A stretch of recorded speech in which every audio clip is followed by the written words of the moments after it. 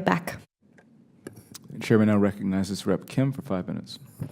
Thank you, Chairman James and Ranking Members Jacobs for holding this hearing. I want to thank our witnesses for joining us today. The civil war in Sudan has only gotten worse since fighting began on April 15. And without the U.S. leadership on the Sudan crisis, the humanitarian catastrophe will worsen, and Moscow will emerge as the victor. The Wagner-backed Rapid Support Forces has already publicly expressed openness to a Russian naval base at Port Sudan, with resurrecting its genocidal tactics in Darfur.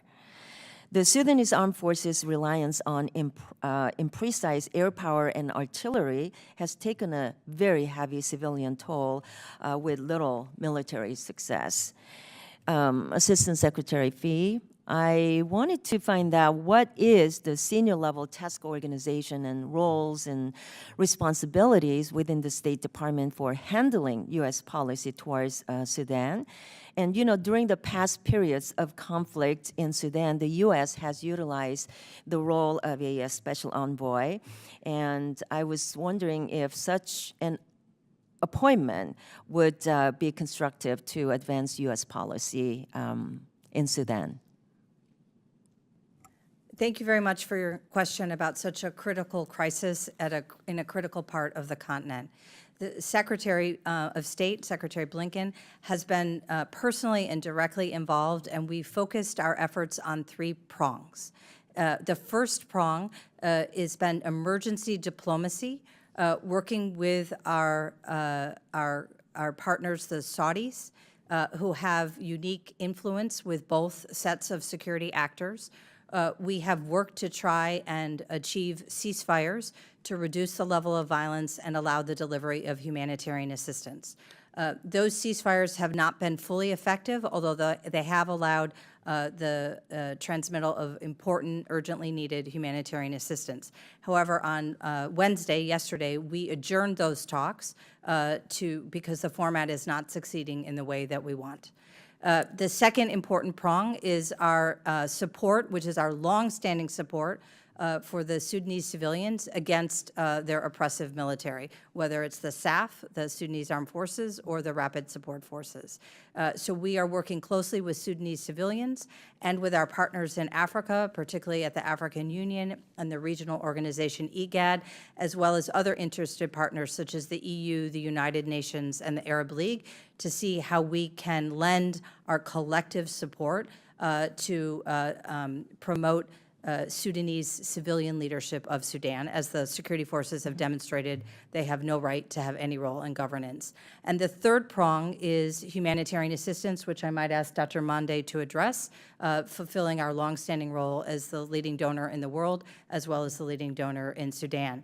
So to the question that I just posed, would a special envoy would be able to carry out all of these 3-pronged solutions that you just mentioned, because you said the conversation started, but it has not advanced to the level that we can actually carry those out? Yes, the Secretary is considering elevating the role of Ambassador John Godfrey, who knows all the players. But I want to emphasize that the entire U.S. government is fully engaged in addressing this crisis, given its impact not only for Sudan, but for the region. Okay.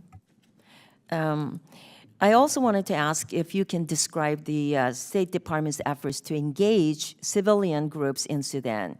What is the department's plan to achieve that long-term goal of a political transition towards a civilian role in Khartoum?